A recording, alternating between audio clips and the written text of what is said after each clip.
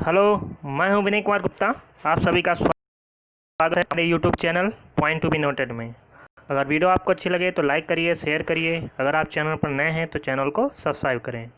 Video का अगला notification प्राप्त करने के लिए बेल आइकन को ज़रूर दबाएं। आज का हमारा टॉपिक है कक्षा 4 की जो एनसीईआरटी पर्यावरण है। हमने इसका पहला पार्ट जो है कल करा दिया था। अब हम दूसरे पार्ट में आते हैं। ये कक्षा 4 से ही संबंधित जो एनसीईआरटी के अंतर्गत पर्यावरण से संबंधित जो मुख्य तथ्य आते हैं उसको आज हम पूरा करेंगे। तो चलिए शुरू करते हैं।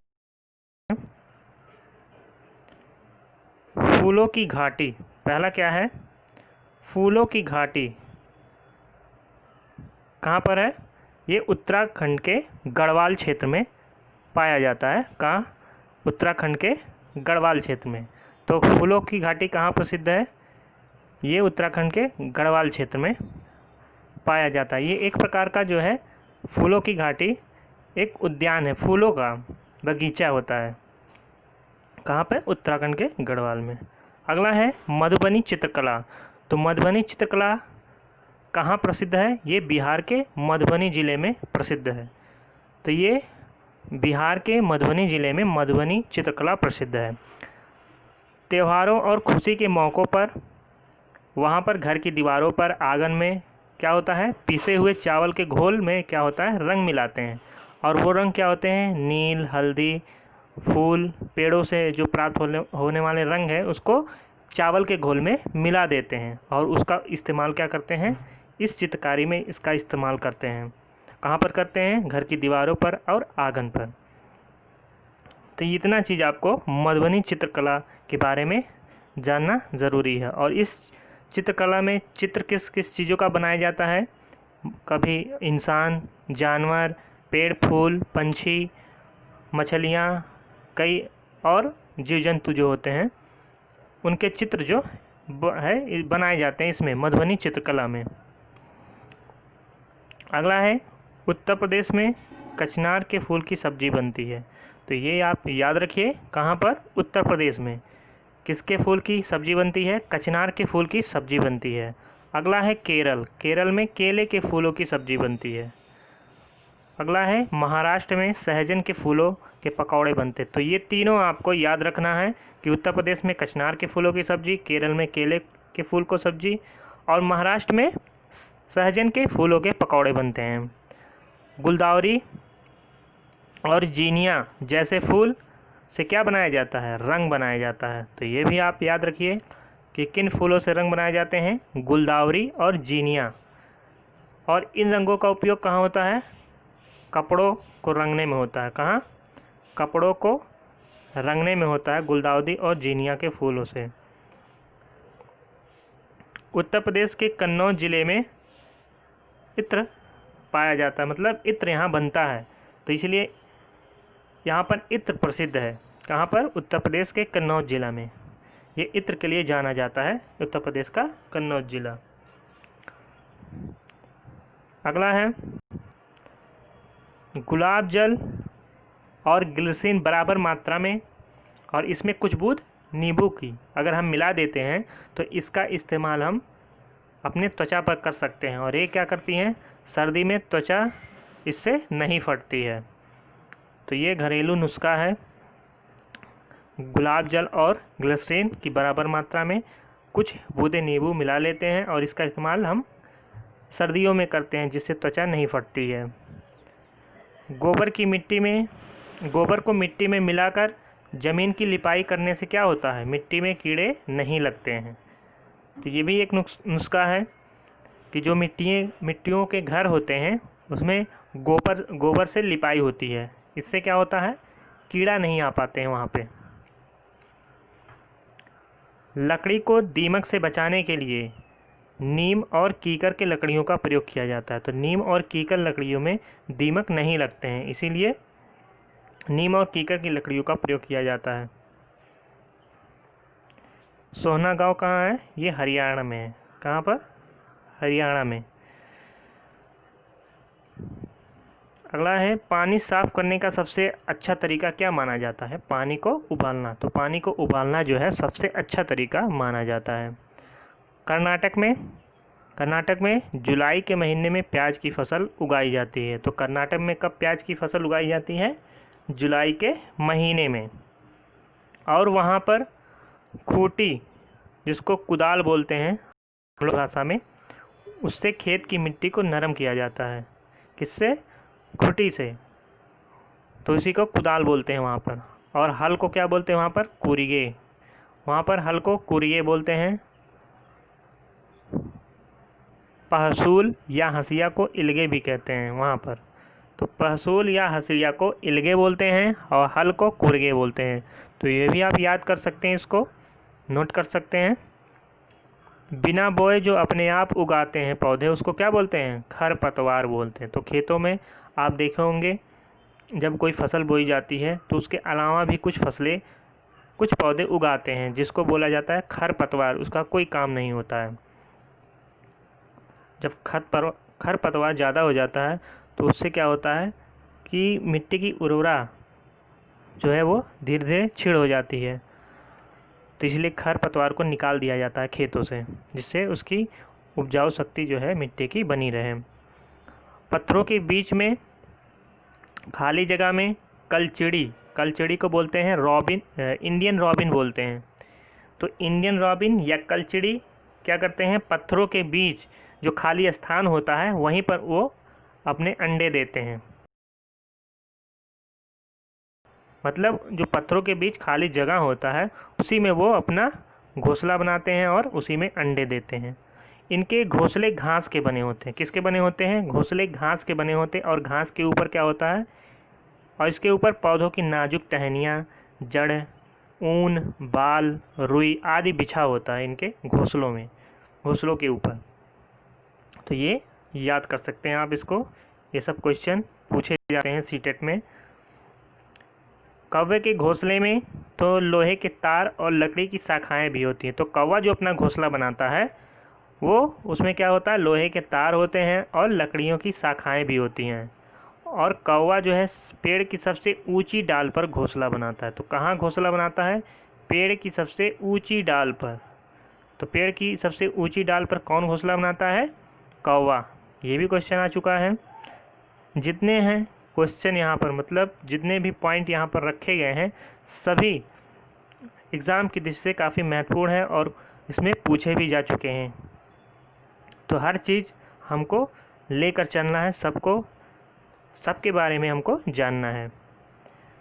कोयल अपना घोंसला नहीं बना। तो यहाँ से एक पॉइंट और आ गया कि कोयल क्या करता है?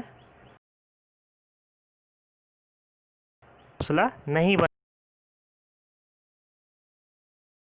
बनाता है। और कौवा क्या करता है? अपने अंडों के साथ कोयल के अंडों को भी सेता है। तो ये यहाँ पर इम्पॉर्टेंट पॉइंट है, ये आपको याद रखिए। आप इसको याद रखिए क्योंकि ये भी एग्ज़ाम में आते हैं। गौरैया आमतौर पर घर में या आसपास उसके घोंसला बनाते हैं। गौरैया के अलावा कबूतर भी होता है जो घरों में वो अपना घोंसला बनाता है और उसके आसपास भी घोंसला बनाते हैं। बसंत गौरी, तो बसंत गौरी चिड़िया होता है जो गर्मियों में टुक टुक की आवाज़ निकालती हैं। ये क्या करते हैं? पेड़ के तनों में गहरा छेद बनाकर उसमें अंडे रखते हैं। तो कौन? बसंत गौरी। फिर होते हैं कठफोड़वा भी होते हैं। ये अपना जो है पेड़ के तने में छेद करके घोंसला बनाते हैं। तो कठफोड़वा भी पेड़ के तने में छेद करके घोंसला बनाता है और बसंत गौरी भी पेड़ के तने में गहरा छेद करके घोंसला बनाकर उसमें अंडे देता है और गर्मियों में टुक टुक की आवाज़ करते हैं बसंत गौरी। अगला है दर्जिन चिड़िया। दर्जिन चिड़िया, यहाँ पर दर्जिन से समझ में आ रहा है कि दर्जी जैसा कुछ आभास हो रहा है। तो दर्जिन चिड़िया वही चिड़िया है जो पत्तों को सीकर अपना घोंसला बनाती हैं। तो अपनी चोंच से दो पत्तों को आपस में सिलकर घोंसला बनाती हैं और थैली नुमा घोंसला बनता है, उसी में वो अपने अंडे देती हैं। तो कौन चिड़िया होती हैं? दर्जिन चिड़िया होती हैं, सिलकर घोंसले बनाती हैं, उसमें अंडे देती हैं। शक्कर खोरा क्या है? शक्कर खोरा ये भी एक चिड़िया है।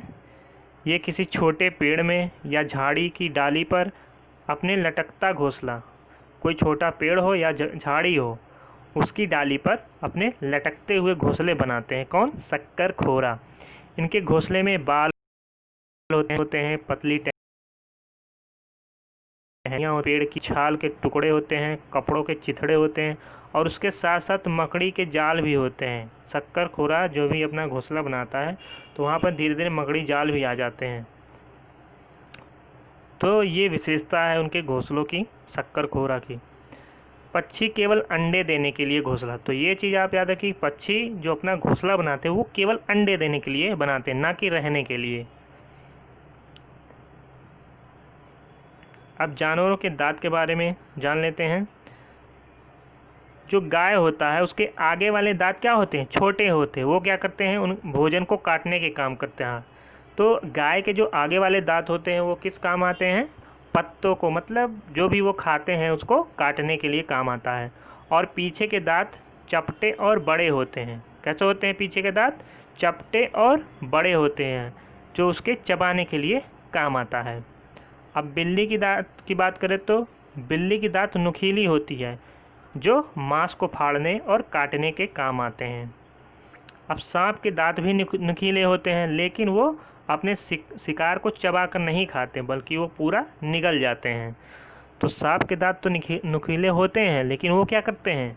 अपने शिकार को खाते नहीं, मतलब चबा कर खाते नहीं है, वो सीधे निगल जाते हैं। गिलहरी की दांत हमेशा बढ़ते रहते हैं, इसी वजह से वो अपने दांत को छोटा करने के लिए वो घिसते रहते हैं, वो बराबर घिसते रहते हैं। दांतों से काटने और कुतरने के कारण इनके दांत धीरे धीरे क्या होते हैं? घिसते रहते हैं, क्योंकि बहुत तेज़ी से इनके दांत बढ़ते हैं गिलहरी के। तो ये भी आप याद रखिए, ये भी क्वेश्चन आ चुका है सब। गंदे पानी के सेवन से क्या होता है? दस्त और हैजा नामक बीमारियां होती हैं। तो किससे होता है? गंदे पानी के सेवन से दस्त और हैजा होता है।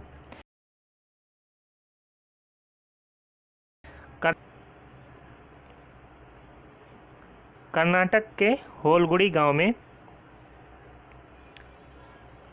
कर्नाटक के होलगुड़ी गांव में बच्चों की एक पंचायत है जिसका नाम है क्या? भीम संघ।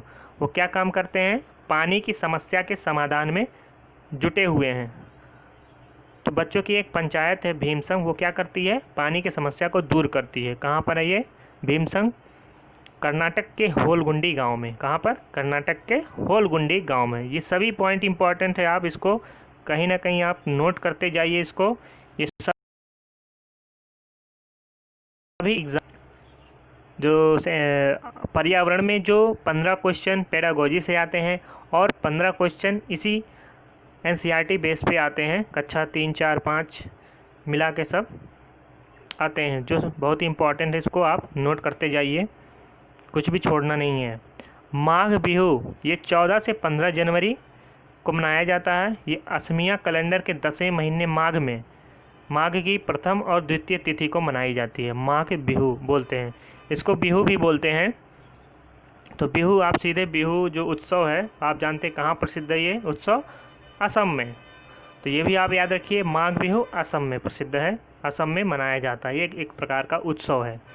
इस दिन क्या करते हैं? अस्थाई शेड मतलब छप्पर होता है, अस्थाई नहीं, अस्थाई छप्पर बनाते हैं। किससे? घास और बांस से बनाते हैं, जिसे भेला घर कहते हैं। क्या कहते हैं? भेला घर कहते हैं। तो इस दिन क्या बनाते हैं? अस्थाई, एक प्रकार से कह सकते हैं अस्थाई घर बनाते हैं या छप्पर बनाते हैं, जिसको भेला घर कहते हैं। किससे बनाते हैं? घास और बांस से बनाते हैं। इस दिन सामूहिक भोज भी होता है, सामूहिक भोज भी होता है। और उसमें क्या खिलाया जाता है? बोरा चावल, चावल का नाम क्या है? बोरा, मछली सब्जी और चेवा चावल। चेवा चावल होता है ताव या कड़ाही में भीगे हुए जो चावल होते हैं उसको रख कर केले के पत्ते से ढक देते हैं। उसके बाद जो चावल बनता है भिगाने से, उसी को बोलते हैं चेवा चावल। ये सभी केले के पत्ते पर रख कर खाते हैं इस सामूहिक भोज में। इस उत्सव में क्या होता है? जो औरतें हैं वो पाट मूंगा की मेखला चादर पहनती हैं। क्या पहनती हैं? पाट और मूंगा की मेखला चादर। तो ये आप याद रखिए कि इस उत्सव में औरतें क्या पहनती हैं? पाट और मूंगा की मेखला चादर। आते हैं पोचम पल्ली साड़ी क्या है? पोचमपल्ली साड़ी। ये तेलंगाना राज्य के पोचमपल्ली कस्बे में बुनकर परिवार, यहाँ पे परिवार होगा, बुनकर परिवार द्वारा बनाया जाता है। तो ये कहाँ पर है? ये साड़ी कहाँ पर प्रसिद्ध है? तेलंगाना राज्य के पोचमपल्ली कस्बे में प्रसिद्ध है पोचमपल्ली साड़ी। इसको आप याद रखिए।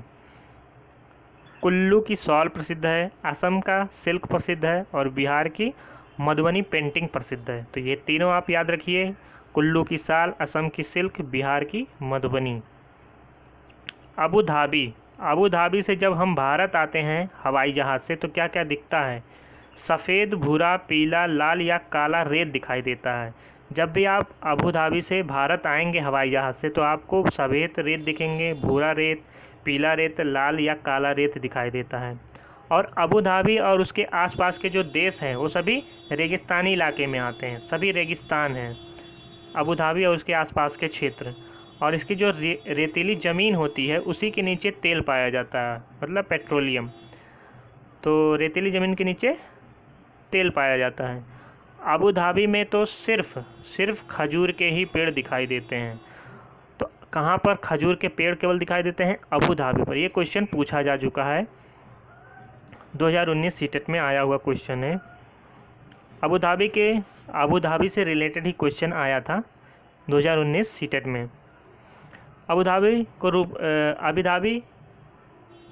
का जो करेंसी होता है, रुपया होता है, उसको क्या बोलते हैं? वहाँ पर दिरहम बोलते हैं।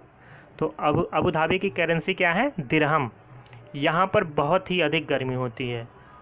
तो इतने फैक्ट आपको निकल के आ रहे हैं अबू धाबी से जो इम्पॉर्टेंट है।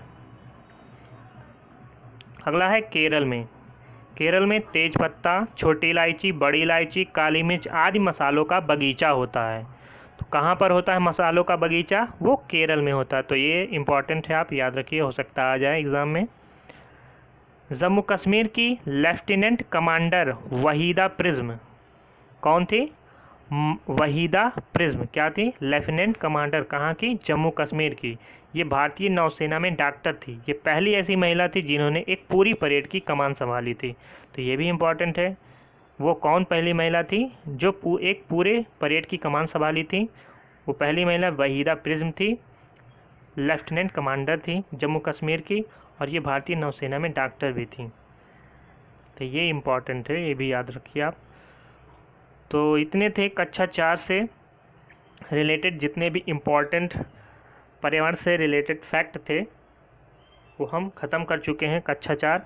कल हमने पार्ट 1 कराया था कक्षा 4 का, आज पार्ट 2 ख़त्म हो गया पूरा। अब अगली कक्षा में जो है कक्षा 5 से रिलेटेड जो है पर्यावरण तथ्य लेकर आएंगे। तो वीडियो आपको कैसी लगी? अगर वीडियो आपको अच्छी लगी तो लाइक करिए, शेयर करिए। अगर आप चैनल पर नए हैं तो चैनल को सब्सक्राइब करें। वीडियो का अगला नोटिफिकेशन प्राप्त करने के लिए बेल आइकन को ज़रूर दबाएं। तब तक के लिए धन्यवाद।